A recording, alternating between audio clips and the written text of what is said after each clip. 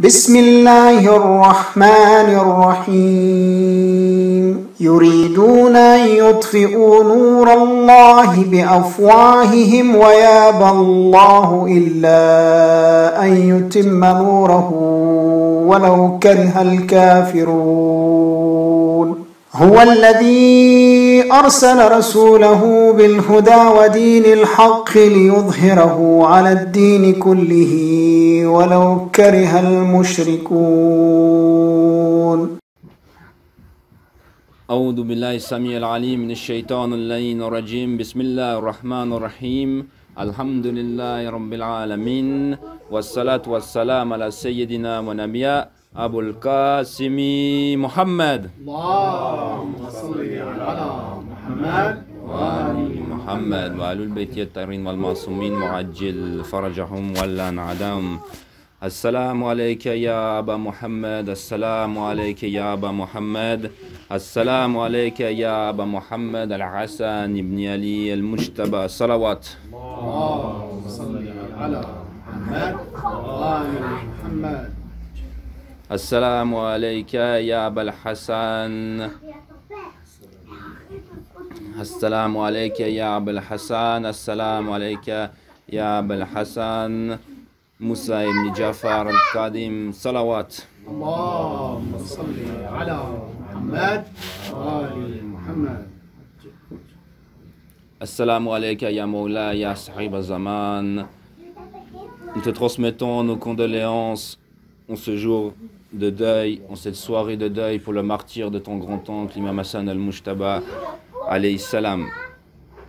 Elles sont oubliées, l'imam Kadim, alayhi salam, car demain c'est aussi le jour de sa naissance.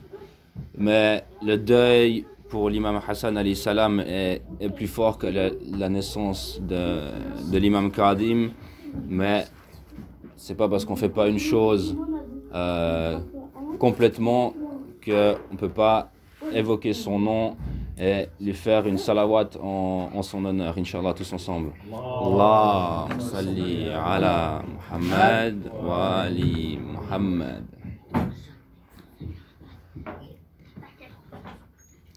Mois de Muharram, mois de Safar, les mois les plus difficiles pour Ahlul Bayt alayhim salam. Massacre de Kerbala, martyr de l'imam Sajjad, martyr de l'imam Hassan, martyr du prophète sallallahu alayhi wa ali.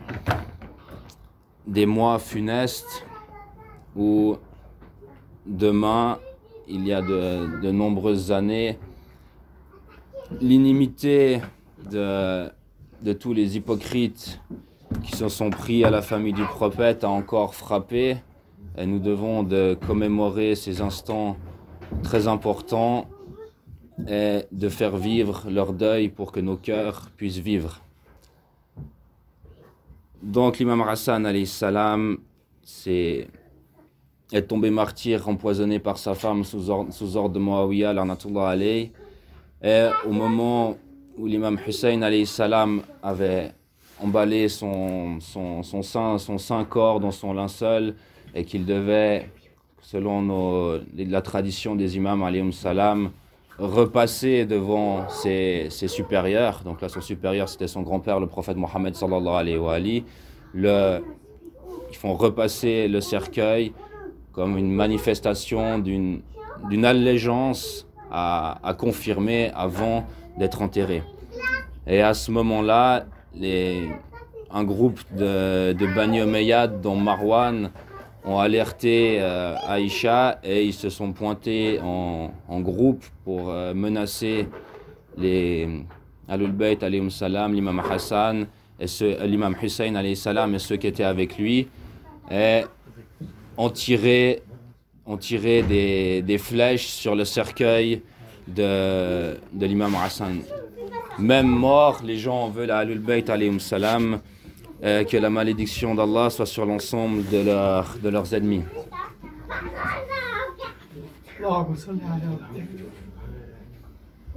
Donc dans Ziyarat Ashura, on lit: je demande donc à Allah qui t'a honoré par ton rang et par toi m'a honoré, qu'il m'accorde la chance de te venger aux côtés d'un imam victorieux descendant des gens de la famille de Muhammad.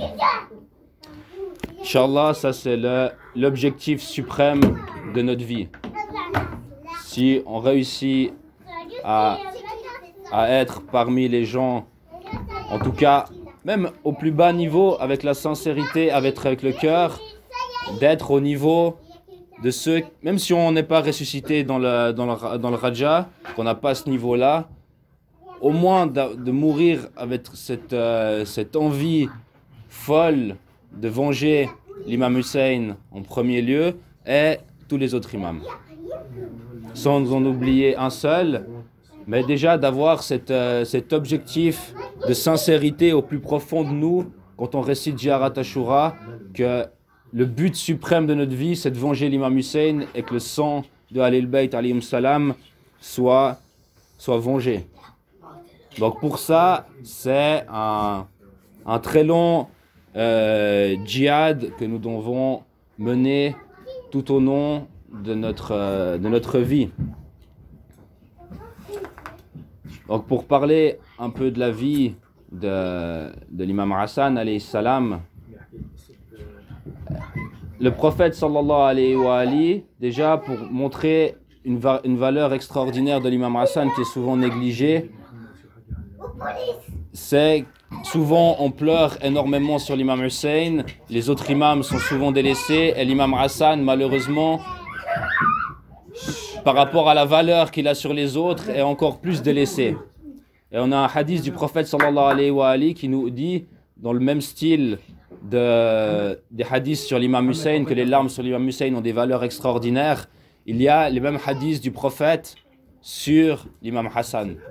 Donc c'est pas normal que les mouwalis de Ahlul Bayt alayhim salam négligent le martyr de l'imam Hussein, donc de l'imam Hassan alayhi salam. Donc alhamdulillah, on peut se considérer comme des gens chanceux qui grâce à Allah, alhamdulillah, qui ont mis Allah nous a donné de la valeur pour Ahlul Bayt et on vit ces moments-là et on est présent pour commémorer ces moments-là. Et même à 3, à 5, à 10, la grandeur de ce geste est grandiose, Inch'Allah, auprès d'Allah, et que l'imam al-Hujja alayhi salam il agrée notre petit rassemblement. L'imam Hassan alayhi salam a vécu dans l'ombre du prophète Mohammed, dans l'ombre de l'imam Ali. Il a toujours été au combat avec l'imam Ali alayhi salam. Il était un valeureux soldat au service de son père. Il a été bien évidemment formé dans sa jeunesse par le prophète sallallahu alayhi wa alihi et tout au long de sa vie par l'imam Ali. Bien qu'il est imam et qu'il a la connaissance avant, il n'a pas besoin entre guillemets d'être enseigné, mais le respect du maître à élève est préservé dans la conception de la montée à l'imama d'un imam. Au moment du martyre de l'imam Ali alayhi salam, l'imam Hassan a dû assumer un moment très difficile qui était un moment où tout allait s'effondrer. Il était prêt à continuer le djihad contre Muawiyah, mais malheureusement, durant sa période, Muawiyah a laissé couler des flots d'argent sur les tribus et sur les gens qui étaient plus ou moins proches de l'imam Hassan. Et l'imam Hassan alayhi salam a perdu tous ses effectifs et après quelques tentatives de bataille a dû renoncer à la guerre et signer un traité de paix avec Muawiyah. Bien souvent les mukhalifines ils viennent nous raconter un hadith mensonger qui nous disent que l'imam Hassan alayhi salam a fait un traité de paix avec Muawiyah et qu'en fait il a rassemblé la Ummah. Alors que l'imam Hassan, plein de fois, il l'a mentionné, et même de Muawiyah, il ne s'est pas gêné plusieurs fois de le remettre en place et carrément d'insulter les Bani Umayyad violemment, de les traiter par tous les problèmes comment on peut dire ça, les problèmes d'enfantement que Bani Umayyad avait et puis les choses bizarres qu'il faisait. Et plusieurs fois, il a maintes fois assisté qu'il n'avait pas le choix de le faire et que s'il aurait eu des gens, il aurait été jusqu'à verser son sang pour se battre contre Muawiyah. Donc, selon nos textes, même les textes des historiens, des opposants, c'est une certitude que l'imam Hassan n'a pas fait ça pour le plaisir et qu'il n'a pas laissé Muawiyah pervertir la communauté et faire ses massacres parce qu'il avait envie de rassembler les gens, ou qu'on peut dire que l'imam Hassan était faible ou qu'il avait peur ou quoi que ce soit. Non, l'imam Hassan était prêt à aller jusqu'à la mort, aurait pu aller à la mort comme l'imam Hussein alayhi salam l'a fait, sauf que ce n'était pas le moment. L'imam Hassan devait préparer la mission de l'imam Hussein et le sacrifice de Kerbala. Et grâce à l'imam Hassan et au travail qu'il a pu faire durant ces... Je vais juste couper ici, juste ajouter une chose, c'est que à l'époque de l'imam Ali, quand il voulait sortir, il y avait même pas une dizaine de compagnons. C'est pourquoi il demandait 40. Et la même chose, l'imam Al-Hassan, il a eu le même sort que l'imam Ali, il n'avait personne. Tout le monde va à l'enfer, il a laissé tomber tout. Ouais, chacun a vécu la même... C'est presque la même chose. Sauf que l'imam Hussein, le moment était arrivé, les choses étaient tombées bien trop bas qu'on pouvait plus, il ne pouvait plus laisser aller. C'était une explosion pour dire, voilà, l'islam, il ne doit pas se faire perdre l'imam Hussein. Il a donné tout ce qu'il a. Il faut donner sa famille, son sang, son imam aussi. Il a donné ses enfants pour que l'islam reste. Pour raviver. Voilà. Excuse-moi, je peux pas. Donc l'imam Hassan alayhi salam a préparé la tragédie de Kerbala, a formé les compagnons de l'imam Hussein. Wa alaykoum salam. Et porte toute la tragédie de Kerbala, en réalité, il l'a portée sur son dos avant, il l'a préparée.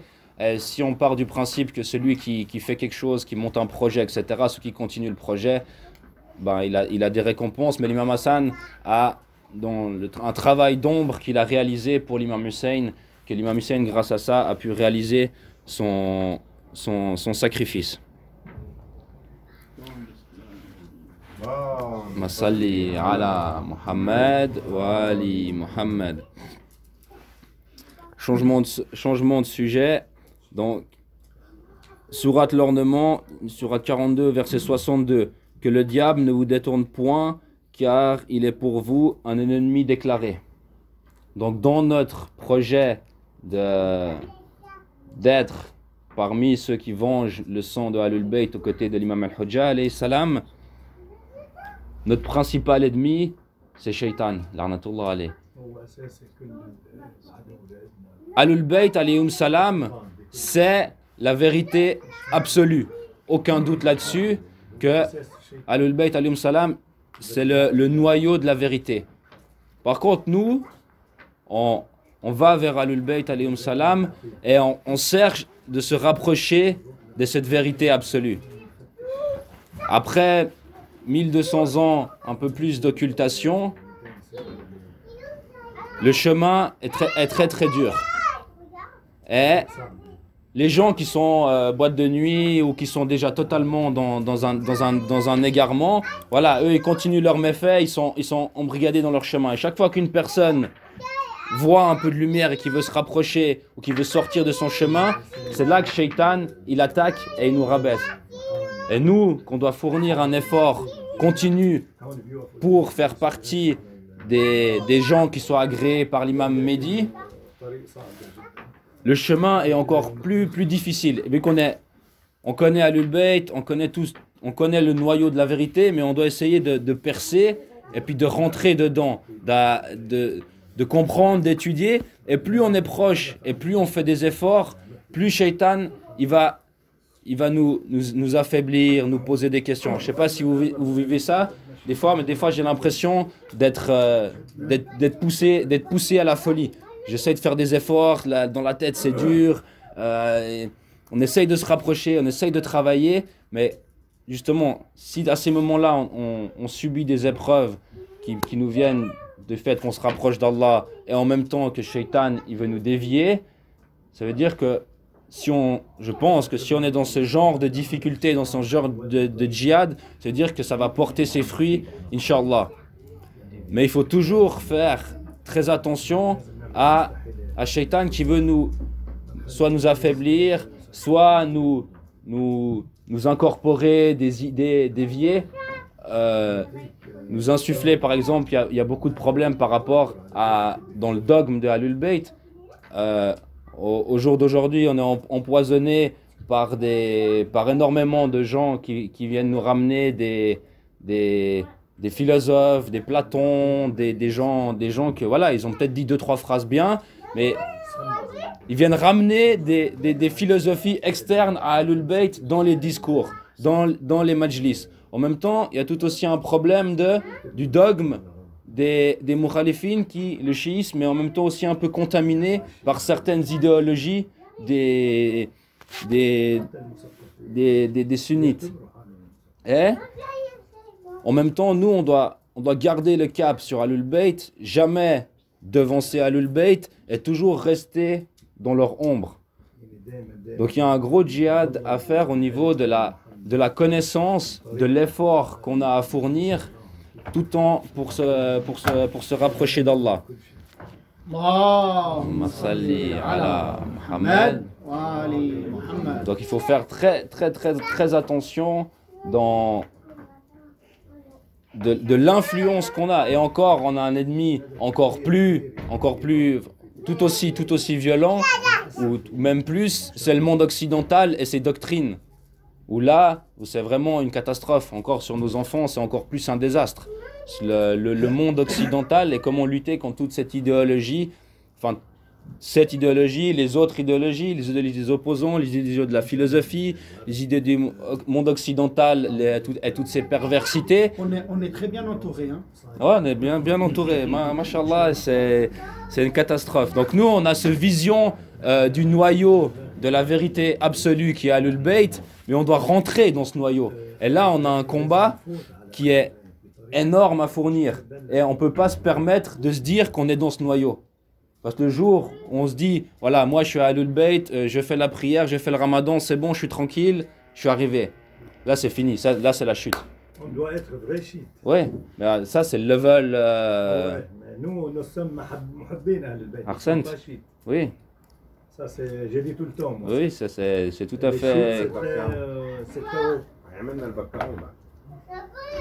Donc on est éclairé par ce noyau central, mais on ne doit pas perdre ce cap et jamais être convaincu de où on est, d'être satisfait. Parce que si on est satisfait de ce qu'on fait, imaginez la grandeur d'Allah, la pureté d'Allah qui est au-delà de cette existence qu'on connaît, et comment on pourrait être satisfait de nos prières médiocres, de nos jeûnes médiocres, de tout ce qu'on fait, en réalité, de nos actions qu'on fait au quotidien pour se rapprocher d'Allah, en réalité c'est rien. Imaginez une prière de l'imam al-Hujja alayhi salam, qu'on voyait par exemple l'imam Hassan ou l'imam Sajjad, et il changeait de couleur quand il faisait la prière et il se mettait à trembler. Ça c'est une salade. Et même eux, ils trouvent ça ridicule par rapport à la grandeur d'Allah.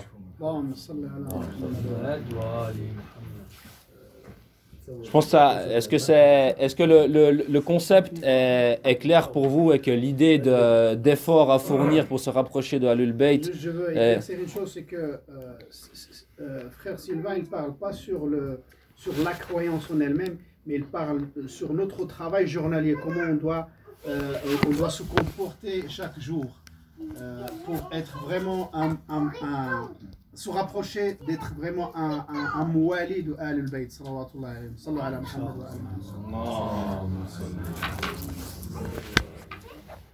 Un deuxième sujet qui est très important et qui me tient extrêmement à cœur, c'est qu'on a dans la prophétie un rôle du prophète sallallahu alayhi wa alihi qui est un rôle qui est extérieur, où le prophète est venu apporter l'extérieur de la religion. La révélation du Coran est venu avec le prophète, le Coran est descendu sur terre, le prophète a posé les bases de la civilisation islamique, et dans ces 23 années de combat, il a déjà fait un énorme travail. C'est pas du tout pour négliger ce qu'il a fait, parce que c'est la mission des imams, ce que je vais expliquer après, mais il est venu amener la face extérieure de la religion. Et bien sûr, c'est lui qui a enseigné la face cachée de la religion à l'imam Ali, alayhi salam, et le rôle des imams est de nous dévoiler le côté caché, le côté mystérieux de la religion. Exotérique, c'est la face apparente, et ésotérique, c'est la face cachée intérieure. Et les imams ont extrêmement travaillé sur le tafsir du Coran et sur l'explication cachée de la religion. Et malheureusement, c'est une chose qui est beaucoup délaissée au jour d'aujourd'hui, et on manque énormément de connaissances sur ces sujets-là. Bien évidemment, c'est des sujets certains qui peuvent être difficiles, acceptables pour les gens. Là, on peut se permettre d'en parler. Il y a des sujets où c'est vraiment très très très profond, où des gens ils pourraient perdre leur croyance sur ces sujets-là. Mais petit à petit, on doit faire l'effort d'aller chercher ce côté caché de la religion, ce côté caché du tafsir. Parce que les imams nous disent qu'il y a plus de 70 sens à un verset coranique. Donc un verset coranique, il peut être cité par l'imam dans une telle situation, il peut donner une explication par rapport à un sujet, par rapport à toutes les couches que le verset coranique il peut avoir. Donc ça, c'est aussi un travail à fournir pour se rapprocher dans le côté, on peut appeler mystique de Ahlul Bayt, le côté vraiment spirituel, très très très très profond, et pas rester dans une face de la religion qui est apparente. On fait la prière, on ne sait même pas l'essence de la prière, on ne sait pas... voilà, on reste dans une façon apparente de la religion sans aller essayer de trouver les raisons, de trouver du sens, une explication, de la profondeur. Mais tout, bien sûr, évidemment, par Ahlul Bayt, alayhim salam. Comme dans l'introduction de Dua Zaman al-Ghaib, oh mon Dieu, fais-moi te connaître, je puisse connaître ton prophète. Fais-moi connaître ton prophète, je puisse connaître ta preuve. Fais-moi connaître ta preuve, sinon je m'égarerai de ta religion. Et une fois qu'on a connu la preuve, à travers les imams, on doit remonter à la connaissance de l'imam et à la véritable connaissance du tawhid d'Allah. On ne va pas essayer de connaître Allah par un chemin à travers, ou faire des explications cachées du Coran par notre propre envie. On doit bien évidemment passer par Ahlul Bayt alayhim salam, parce que même les imams nous disent, celui qui interprète le Coran à sa sauce, même si par hasard il tomberait sur la vérité, il n'aurait aucune récompense. Et celui qui se trompe, il a causé sa perte. Donc je vais vous citer 4 exemples d'explications de hadith pour faire le lien avec l'imam Mehdi et notre objectif d'être parmi ceux qui veulent venger la famille de Ahlul Bayt alayhim salam. Mufadal ibn Omar demanda à l'imam Sadiq alayhi salam à propos du verset, donc c'est Sourate 42 verset 18, ceux qui discutent à propos de l'heure sont dans un profond égarement. Donc là, le sens apparent, l'heure, jour du jugement, personne connaît le lieu du jugement, ok. Ça, c'est le sens apparent. L'imam lui répond, les sceptiques interrogent quand sa naissance s'est-elle produite, quand quelqu'un l'a-t-il vu, où est-il maintenant, quand réapparaîtra-t-il? Donc, un des sens cachés de ce verset que Ahlul Bayt alayhim salam nous enseigne, c'est la venue de l'imam Mehdi. L'heure du jugement, bien évidemment, l'heure de la résurrection, mais également l'heure de la venue. Donc l'imam, il continue, à vrai dire, ce scepticisme est équivalent à la mécréance en le décret et la destinée d'Allah. Ce sont ces individus qui se trouveront en perte et en privation dans ce monde et dans l'au-delà. Donc là, on vient à la certitude de l'imam Mehdi et une explication de ce verset que l'imam nous dit que c'est à propos dans un de ses multiples sens, faire référence à l'imam al-Hujja alayhi salam et à sa venue.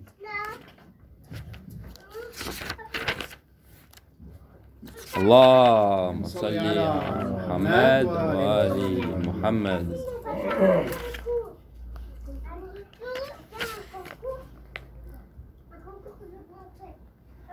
Donc ça nous vient, celui que je vais citer, l'autre, j'ai pas cité la référence, désolé. Al-Kafi de Shir al-Kolayni. Donc, sourate 81, versets 15 et 16. Non, mais non, je jure par les étoiles et les planètes qui se contractent et apparaissent, qui courent et qui disparaissent. Donc là, ça fait référence au sens apparent par les étoiles, les planètes. Et là, l'imam Bakir alayhi salam nous dit, il explique ce verset, il dit ce verset fait allusion à un imam qui ira en Raidbat, puis réapparaîtra soudainement comme une brillante étoile filante dans une nuit obscure. Donc ça, c'est aussi un sens caché de ce verset qui fait référence à l'imam Mehdi. Et ça sera le jour de tristesse de Shaitan la'anahullah. C'est aussi rapporté par Shir Sadouk et puis Shir Toussi. C'est Imam Sadiq, il a dit que le jour de la sortie de l'imam al-Hujja salawatullah alayhi wa al-aba'i, c'est le jour de la tristesse et c'est le jour le reconnu chez Allah subhanahu wa ta'ala, وهو الوقت المعلوم. الوقت المعلوم ليس هو وقت الآخرة بل هو الوقت خروج الإمام صلوات الله عليه. اللهم صل على محمد wa ali Muhammad. Là, la prochaine explication, c'est Tafsir de Sheikh Furat ibn Ibrahim al-Koufi. Donc, Sourate 67, verset 30, dis-leur, dites-moi si toute votre eau venait à disparaître dans les profondeurs de la terre, qui donc vous apporterait de l'eau de source?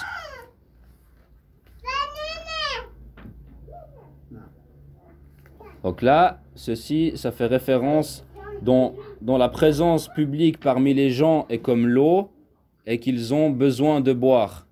Et là,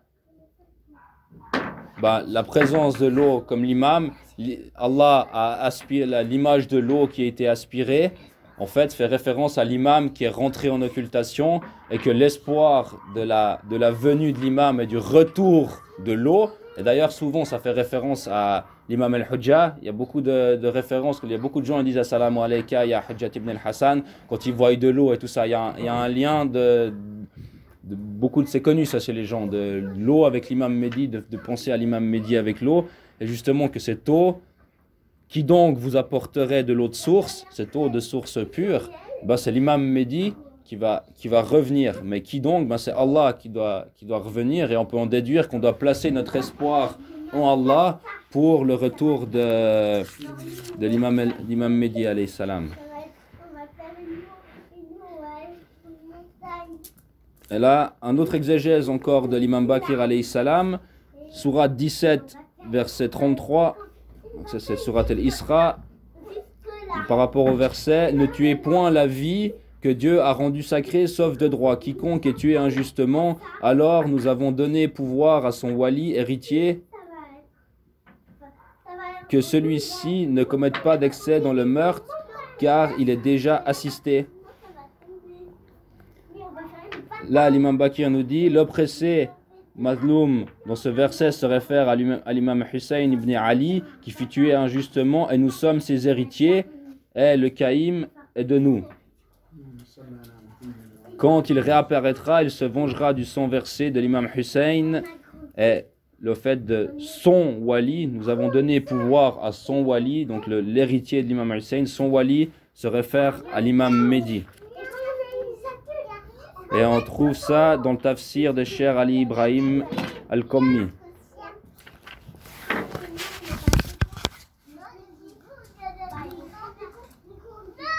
Allahumma salli ala Muhammad wa ali Muhammad. Allahumma salli ala Muhammad wa ali Muhammad. Allahumma salli ala Muhammad wa ali Muhammad.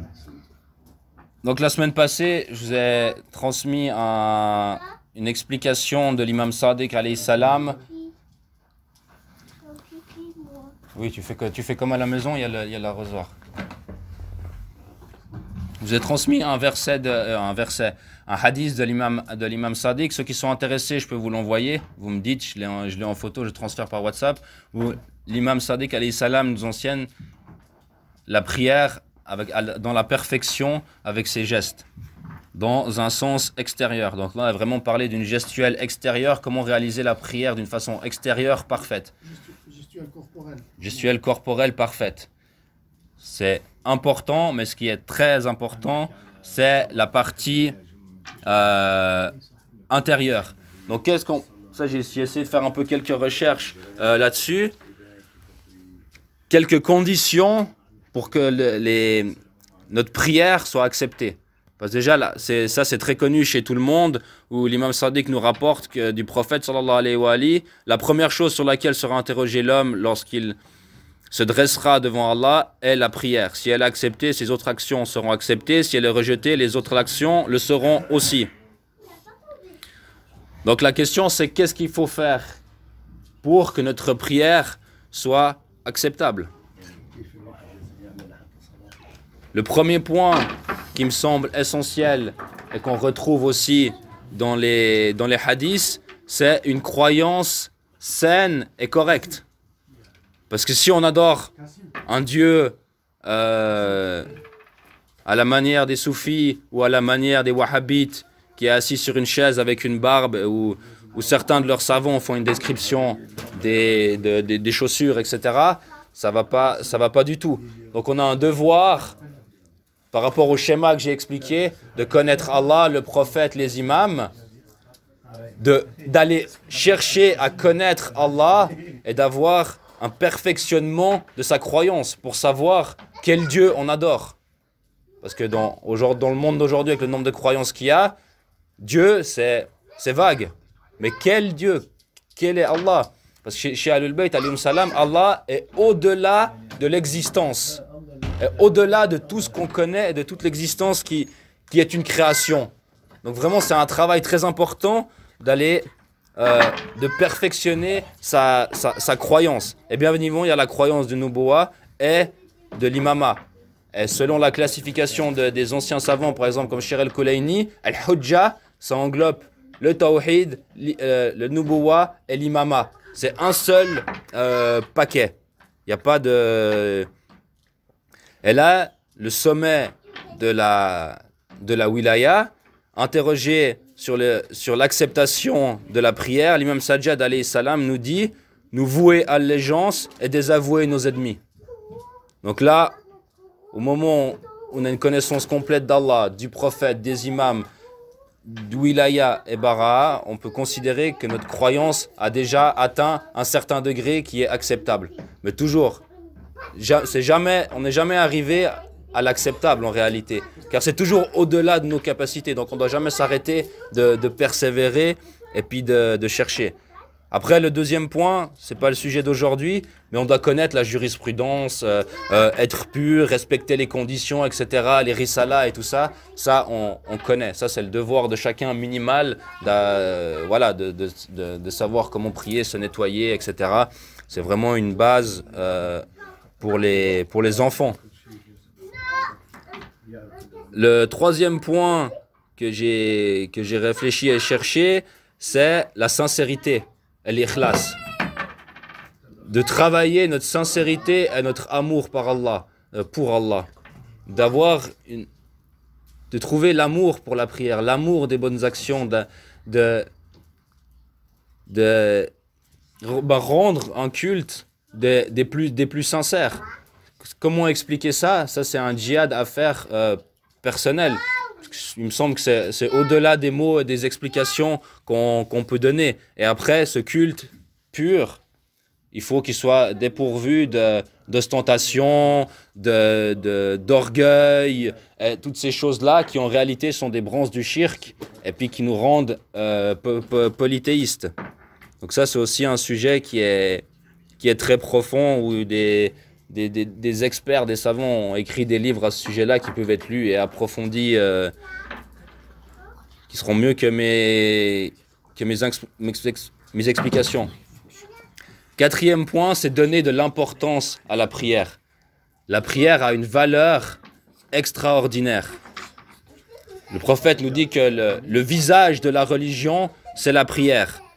Allah, dans le Coran, il nous dit, le rappel d'Allah est certes ce qu'il y a de plus grand. Le prophète sallallahu alayhi wa alihi nous dit, quiconque n'attache aucune importance à la prière, la considère comme quelque chose d'insignifiant, mérite d'être torturé dans l'autre monde. D'ailleurs, l'imam Sadiq, juste avant son martyr, il a rassemblé toute la famille. Il leur a dit, si vous voulez ma shafa'a, faites la prière comme il faut. Je vais le dire. L'humilité. Allah nous dit, bienheureux en vérité sont les croyants qui sont humbles dans leur prière. Qu'est-ce que l'humilité? Le prophète nous dit, la prière de celui qui ne la fait pas avec humilité n'est pas une prière. Donc la définition du dictionnaire Larousse, etc. C'est comment le terme en arabe, humilité?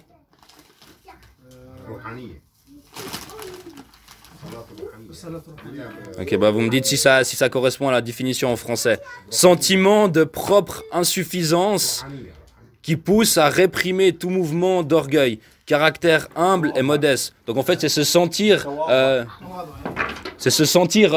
guillemets, médiocre devant Allah et rien du tout. Une poussière, un petit rien du tout. Et d'ailleurs, Fatima Zahra nous dit que la prière a été instaurée pour combattre l'orgueil.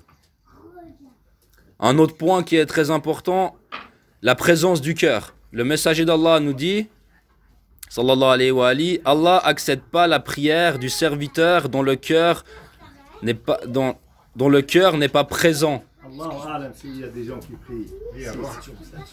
Ouais, c'est ce qu'on prie. Ça, c'est l'idéal.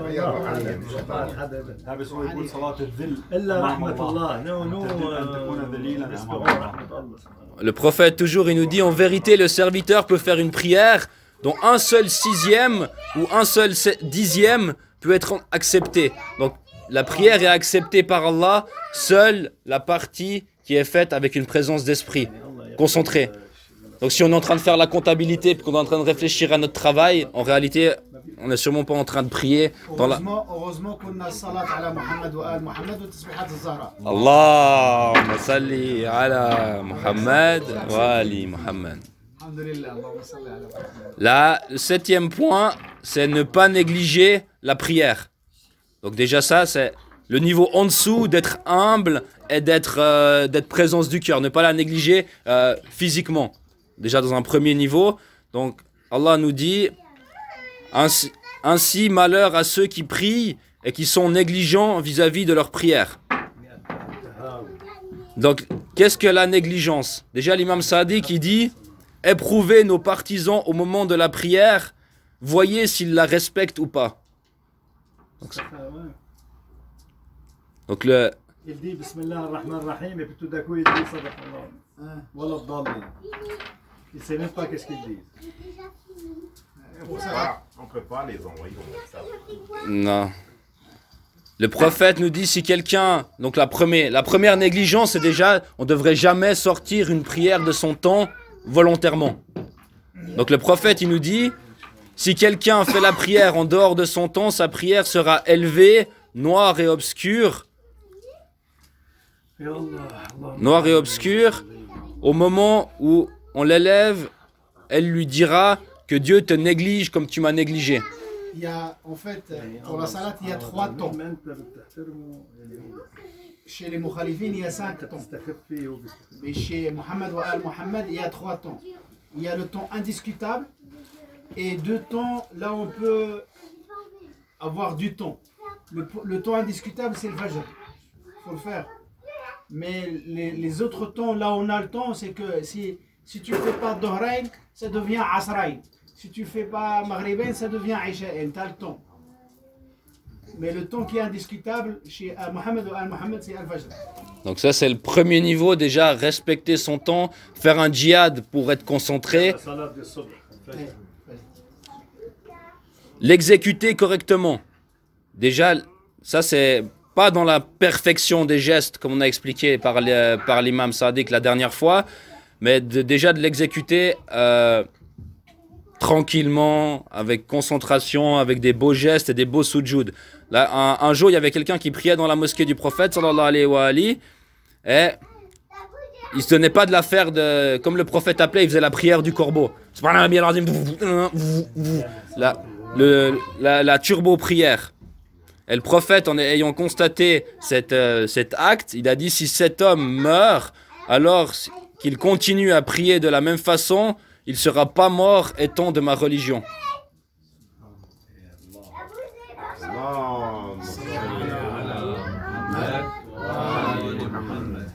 Encore quoi, 1 minute? L'assiduité. Allah il nous dit dans le Coran, soyez assidus aux prières, surtout à la prière médiane, et tenez-vous debout devant Allah avec humilité. Donc l'humilité, c'est il répète, il insiste encore là-dessus. C'est Asr et Dor. Donc assiduité, ça veut dire qui est dans la définition du dictionnaire français, qui est régulièrement présent là où il doit être, qui a une application constante et soutenue et qui est continuellement, fréquemment auprès de quelqu'un. Donc le terme est bien assiduité, est synonyme exact, ponctuel et régulier. Ouais. Donc là, un autre hadith, l'imam Bakir nous dit, et l'imam Sadiq, la même chose, que le pourcentage de la prière est accepté en fonction de la concentration dans la prière. Et le messager d'Allah a dit, tant que tu es en prière, en vérité, tu es en train de frapper à la porte du souverain tout-puissant, et la porte du souverain finira toujours par s'ouvrir. Donc ça veut dire que on fait la prière, on fait des efforts, mais la porte d'Allah, sa miséricorde, sa grandeur est énorme. Et ça finira par s'ouvrir et il faut persévérer et il ne faut jamais désespérer de la miséricorde d'Allah. Et comme a cité le frère, lors de son martyre, l'imam Sadiq était en train d'agoniser sur son lit de mort et a convoqué tous ses proches et tous ses partisans. Et c'est sa femme qui raconte, quand Abu Basir il est venu transmettre ses condoléances à la femme de l'imam, elle lui raconte que l'imam était dans un état dramatique, pas par rapport à sa mort à lui et son état à lui, où il allait partir auprès d'Allah. Il lui dit alors, invite ma famille, mes amis à venir auprès de moi. Lorsqu'ils furent tous rassemblés autour de lui, il a dit, en vérité notre intercession n'interdira pas celui qui prend sa prière à la légère. Donc, vu qu'on est très bas,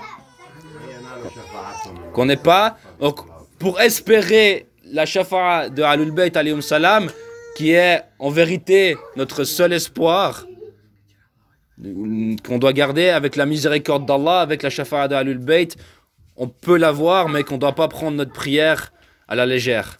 Allahumma salli ala Muhammad wa ali Muhammad wa ajil farajahum wa la na'adahum. أحسنت أجركم الله.